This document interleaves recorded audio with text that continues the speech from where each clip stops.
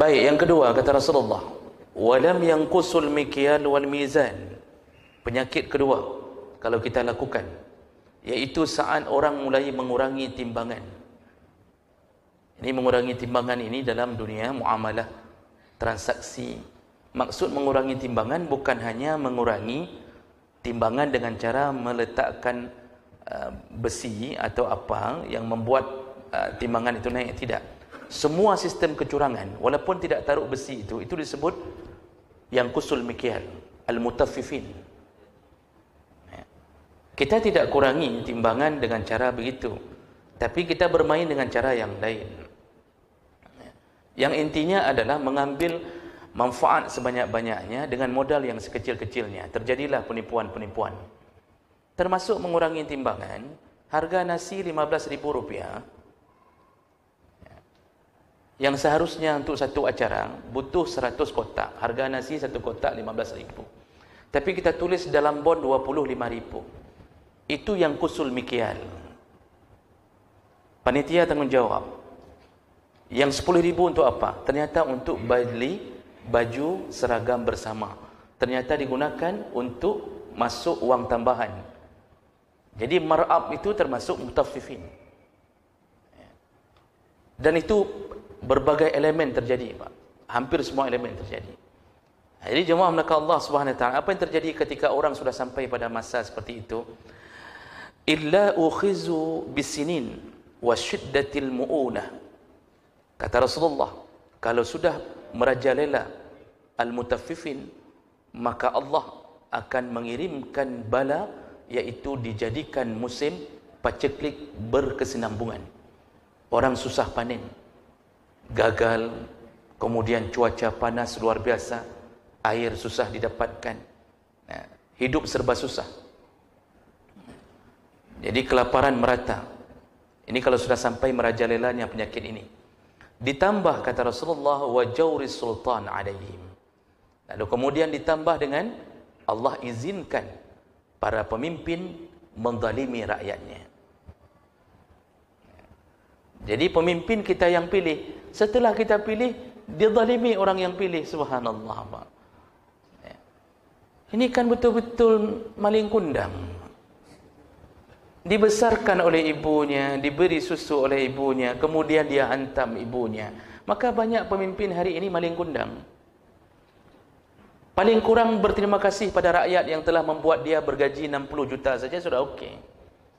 Terima kasih gara-gara engkau pilih, saya gaji dapat 60 juta. Itu belum ditunjang sana, ditunjang sini. Itu sudah dibuka, itu gaji DPR oleh salah seorang artis viral. Dibuka gaji DPR, itu baru DPR pusat, belum topnya ke atas lagi. Bisa ratusan juta per bulan. Itu contohnya. Terhasilnya terima kasih saja sama orang pilih, maka dia tidak zalimi, sudah baik. Walaupun dia kaya-kaya lah, orang yang pilih tetap miskin berpuluh tahun lamanya.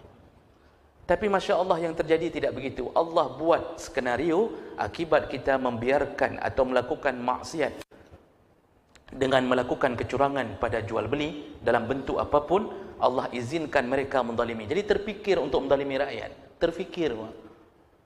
Dulu Umar bin Khattab, gandum yang dipanggul untuk dibawa kepada rakyat, itu mau diambil oleh pembantunya.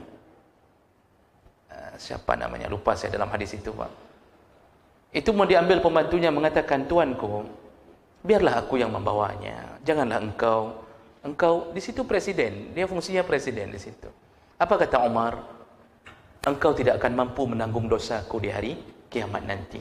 Biarkan aku yang menanggungnya. Dibawa sendiri, Pak. Jadi Masya Allah, ini semua akibat maksiat kita.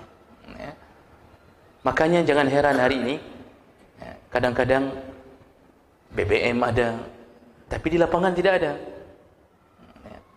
Jadi harus pertalit, nggak ada lagi bensin.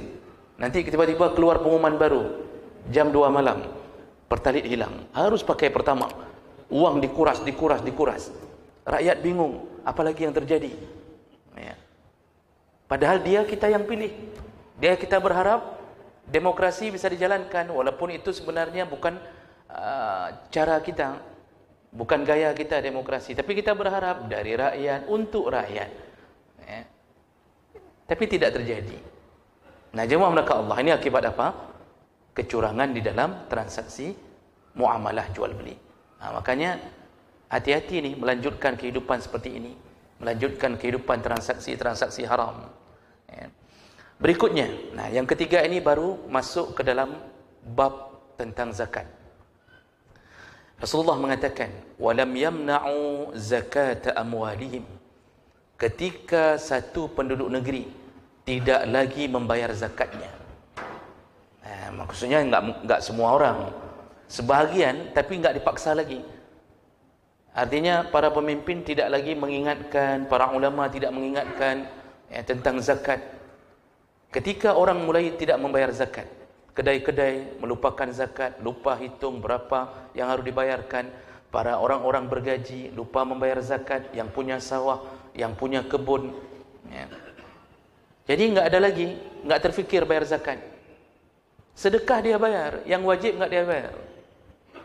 Apa kata Rasulullah? Ketika suatu penduduk mulai menahan zakat mereka, tidak membayar zakatnya, maka yang Allah beri adalah illa muni'u al-qatra minas sama'. Maka Allah akan tahan hujan dari langit. Allah tidak akan lagi berikan hujan. Orang banyak maksiat tidak bayar zakat. Lalu timbul pertanyaan, tapi kita lihat banyak orang enggak bayar zakat, tapi kok masih turun hujan? Nabi menjawab, walaulal bahaim lam yamturu. Seandainya bukan karena ada binatang ternak, sungguh hujan itu tidak turun sama sekali. Rupanya hujan itu diturunkan Allah bukan sayang kepada manusia yang durhaka pada Allah, tapi sayang kepada sapi, kambing, ayam, bebek, binatang-binatang di tengah hutan. Allah sayang kepada mereka daripada orang-orang yang durhaka kepada Allah. Kalau bukan karena kehadiran mereka, hujan tidak akan turun. Maka kita patut berterima kasih kepada kambing, sapi tadi, bang. Maka jangan usir-usir kambing sembarangan. Ketemu sapi di jalan, kasih tahu mereka, untung ada kalian. Kalau tidak ada, entah bagaimana nasib kami hari ini. Enggak, sekali-sekali masih turun hujan. Alhamdulillah kalau di Aceh kita masih ada yang ingatkan Baitul Mal keliling-keliling, mengingatkan masuk ke instansi-instansi. Tapi kadang-kadang di tempat-tempat tertentu enggak terfikir lagi itu bayar zakat. Enggak pun ditagih. Tapi kalau untuk urusan-urusan dunia itu ditagih. Tapi urusan akhirat tidak ambil peduli. Karena mungkin masih banyak jalan keluar yang lain. Selain daripada zakat, bisa ambil wang haji. Mau ambil wang apa lagi? Terserah. Jadi, jemaah melakukan Allah, Allah katakan, kalau bukan karena binatang ternak, sungguh tidak akan turun hujan lagi kepada kalian. Makanya kadang-kadang, hati binatang itu, walaupun kita menyebutnya dengan hina binatang, tapi hati mereka itu lebih bersih daripada hati kita. Rasulullah menyebutkan ketika menceritakan tentang pelacur masuk surga gara-gara memberi minuman seekor anjing, kan ditanya sama sahabat, apakah dengan memberi minuman begitu bisa masuk surga? Lalu Rasulullah mengatakan, fi kulli kabidin ratbatin ajrun. Di dalam setiap hati yang basah, maksudnya ada hati, makhluk yang punya hati. Binatang itu kan punya hati, dia punya sedih, dia punya gembira, dia punya sayang kepada anak, dia punya hati. Namun kita tidak bisa membaca keadaannya kecuali Nabiullah Sulaiman. Di hati mereka itu banyak mereka memuji Allah daripada kita. Lebih banyak mereka memuji Allah daripada kita. Jadi karena itulah Allah kadang-kadang mengurangi fisik mereka tapi menyayangi mereka daripada dibandingkan dengan orang-orang yang asfalas safilin, serendah-rendah manusia. Siapa mereka? Para pendurhaka, tidak taat. Makanya maksiat yang membuat kita hari ini terjebak di dalam keadaan begini, Pak. Ini maksiat. Baik, kita sempurnakan sedikit lagi. Kemudian Rasulullah mengatakan, walam yanqudu ahdallah wa ahda rasulih.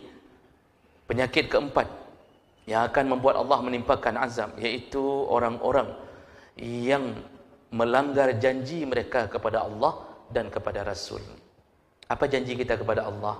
Di alam rahim kita sudah berjanji menuhankan Allah, lalu taat kepadanya setelah lahir. Ternyata banyak orang durhaka kepadanya. Apa kata Allah? Apa kata Rasulullah? Illa sallallahu alaihim aduwan min ghairihim. Kalau sudah terjadi pelanggaran janji kepada Allah dan Rasul, Rasul diutus untuk menjadi perwakilan Allah di dunia, diajarkan agama, diajarkan ketakwaan, dan itu janji kita kepada Nabi untuk taat kepadanya. Ati Allah wa ati Rasul. Tapi kemudian kita tidak melakukannya. Kita hanya mengaku cinta Nabi. Kita bersemangat untuk melantunkan pantun syair tentang Nabi. Tapi ketika azan berbunyi, yang melantunkan syair pun pergi. Tapi tadi luar biasa semangatnya tentang cinta Nabi. Begitu azan, tidak ada lagi orang. Abu Hurairah radhiyallahu anhu ketika melihat ada seseorang tadi di masjid, dia berada dalam masjid, pas bunyi azan dia keluar dari masjid. Abu Hurairah memandang dengan anak matanya yang tajam. Lalu Abu Hurairah berkata ke sahabat, orang ini, kata Abu Hurairah, faqad asa Abul Qasim. Ini orang ini telah durhaka kepada Nabi sallallahu alaihi wasallam. Tadi di masjid, begitu datang panggilan untuk salat, dia pergi. Ini contoh barang. Waktu dipanggil, diumumkan sudah boleh bawa rantang, kita kenduri di masjid, ramai, subhanallah. Begitu azan, pergi satu-satu. Yang tinggal tengku imam, muazzin, sama yang kek-kek wang, yang dua-dua, anak kedua jak liho. Masya Allah, seandainya masih ada Abu Hurairah, dia akan mengatakan perkataan yang sama. Ini orang durhaka kepada Nabi, tapi ngakunya cinta Nabi sallallahu alaihi wasallam. Aneh. Ya. Hati-hati, cinta Nabi itu bukan dilampiaskan hanya dengan lantunan syair. Cinta Nabi dengan taat. Malah kalau tidak taat, menyakiti Nabi sallallahu alaihi wasallam. Nah, jemaah maka Allah Subhanahu wa taala, apa yang terjadi kalau sudah melanggar ini? Rasulullah mengatakan, sallallahu alaihim aduwan min ghairihim fa akhazu ba'dha ma fi aydihim. Maka Allah akan izinkan orang kafir, musuh mereka, menguasai mereka, lalu mengambil hak-hak mereka. Bapak Ibu yang Allah muliakan, akibat kita maksiat, tidak taat pada Nabi, Allah izinkan musuh Islam menguasai kita. Lihatlah di depan mata hari ini, yang punya tanah kita, yang punya sumber alam kita, dan itu ditulis dalam undang-undang bahwa air, bumi, apalagi ditulis Pak, dulu saya hafal.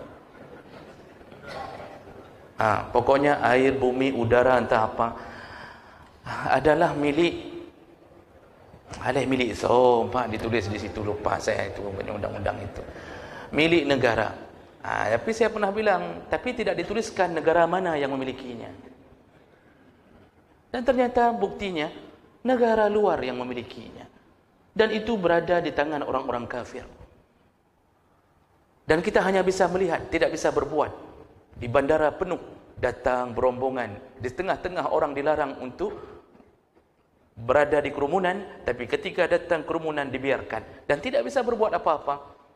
Kita hanya bisa melihat, menyaksikan, mengutuk di dalam hati. Yang bertindak tidak bisa. Kenapa kita bisa begini lemahnya? Satu masalahnya, Allah mengizinkannya. Kenapa Allah mengizinkannya? Kita tidak lagi taat pada Allah dan Rasul. Nyo Pak. Nyo penyakit. Ini kalau sudah keluar bahasa Aceh berarti sudah naik ini sedikit. Jadi jemaah menakat Allah, sibuk kita memikirkan Yahudi, Israel. Tapi kita lupa, kitalah yang mengundang mereka semuanya. Maka tidak ada cerita kalau Islam itu, dari sejarah masa lalu, itu paling kuat ketika penduduknya memegang agama. Paling kuat.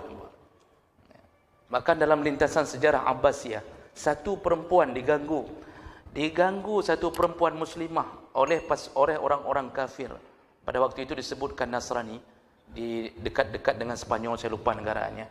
Roknya disangkutkan di paku ketika dia berdiri. Waktu dia jalan, koyak roknya, terbuka auratnya. Lalu perempuan ini berteriak dengan memanggil nama raja yang waktu itu dikuasai oleh dinasti Abbasiyah. Dari mulut ke mulut terdengar panggilan perempuan ini. Terdengar perempuan ini memanggil rajanya untuk menolongnya. Padahal dia berada di negara yang berbeda. Karena dulu Abbasiyah itu menguasai setengah dunia. Terdengar di telinga raja. Dikirimkan 10.000 pasukan. Menghancurkan negara itu. Hancur, luluh, lantak, ditawan pemuda-pemudanya. Hanya membela seorang perempuan yang disakiti. Itu hebatnya sejarah masa lalu. Hari ini Pak, mau disakiti perempuan manapun terserah. Kami masih banyak perempuan lain di sini. Tidak ada yang peduli. Mau dibunuh, diinjak-injak kita, adakah raja yang peduli? Tidak Pak, tidak ada lagi. Akibat apa? Kita, maksiat kita meninggalkan Allah dan Rasul sallallahu alaihi wasallam. Maka tugas kita Pak, dakwahkan agama ini. Dan dakwahkan itu tolonglah dengan mau'izah. Dan jangan bawa ego seakan-akan merasa kelompok kita saja yang benar. Nabi tidak pernah membawa ego itu. Dakwahkan semuanya.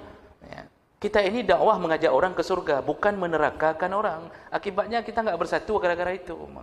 Sibukkan dengan menerakakan sesama muslim.